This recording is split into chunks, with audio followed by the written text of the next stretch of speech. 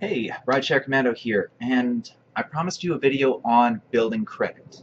Okay, now let me premise this by who am I to talk about building credit? Well, I didn't always have great credit, and now I kind of do. And I've already taken on legally all three credit bureaus in the past. I can't name names because of the settlement, but they did settle with me. And I am about to do it again because of one frivolous thing that's on there, and they haven't responded within the bounds of the FCRA, the Fair Credit Reporting Act.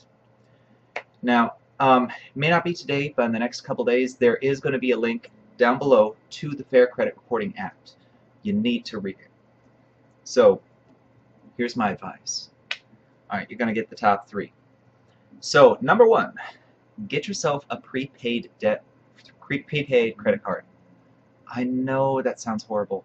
It really does. I mean, I cringe when I say it because basically you're giving money to a company to charge you interest on it, but they report. And here's the trick to it. Pay twice per month. You max out the card, 300,000, whatever it is, and you just blow it on your bills. Like this is your bill money every single month. And you pay it off twice per month. Do that for the first 6 months, then after that, once per month. The reason being is when they report to the credit bureaus, they do it automatically. They've got a computer system. And what's going to happen is they're going to show payment, payment, payment, payment, top out. That is huge. Okay, one, you're skipping the whole interest thing because you're paying every 29 days, not 30. So if it's on the 15th of the month, you pay on the 14th. But you pay on the 14th and the 30th because you have two payments now showing up on your credit, not just one. Okay, people have built their credit by 100 points in a year doing this. It's very accurate. And you know what? If you want to get really ambitious, get a second card. Because guess what? You probably have bills more than $1,000 per month, and the highest any of those cards goes is $1,000 per month. So get two, have fun, enjoy yourself.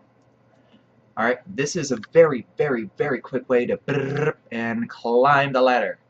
All right, now here's another tip for you. If you go to Rent-A-Center or any of those places and you want to get a TV, and I'm not just talking any old TV, I'm talking that 70-inch, like, oh my God. If you want to get that, okay, do it. Why?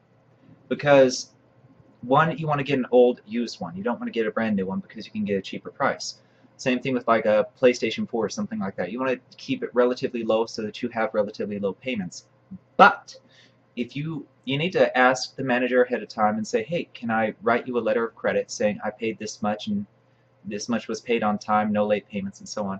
Then they can sign a letter of credit. They're not going to write it for you, but they can sign a letter of credit which you can send to the credit bureaus along with your ledger. So after 6 months, you need 6 months, you take that letter of credit, you get it signed, and if the manager is obstinate, just escalate the hell out of it. And go to the district, go to the regional, go boop, boop, boop, boop. If you have to take those bastards to small claim, it shouldn't ever get to that point. But anyway, that letter of credit is going to show, okay, you paid boom, ba boom, ba boom, ba boom, ba boom. And again, don't pay just once a month, pay once a week. Why?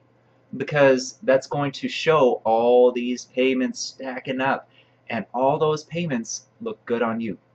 Why can you do this? Because they are extending you credit. They are extending you a valuable piece of technology or a couch or whatever it is that you want to get. Don't get too many because you're going to pay twice as much for whatever you buy if you end up keeping it. Okay? So view this as just a temporary solution, but make those payments consistently because they are extending you credit for this item. Okay? And they have the right to repossess it and so on. So yes, that is credit. If you write a letter of credit and get them to sign it, you send it in along with a ledger to the 3 credit bureaus and say, hey, report this. And they have to. Ta-da! Alright, so we're going on to number 3. Now, number 3, that's going to be one of the trickier ones because what you've got to do is go through a third-party low-end lender for your vehicle. I don't recommend refinancing. I don't recommend getting a new vehicle just to suit this purpose. but you're going to have to pay through the wazoo. We're talking like 23% interest or whatever the maximum that your state allows. Okay, in my state, I believe it's 24.99. You're going to be paying pretty darn close to that. And you're barely going to have something that's drivable for Uber and Lyft. But if you go to third-party dealerships, you're going to have to shop around a little bit. You're going to have some money down, like $1,000 down.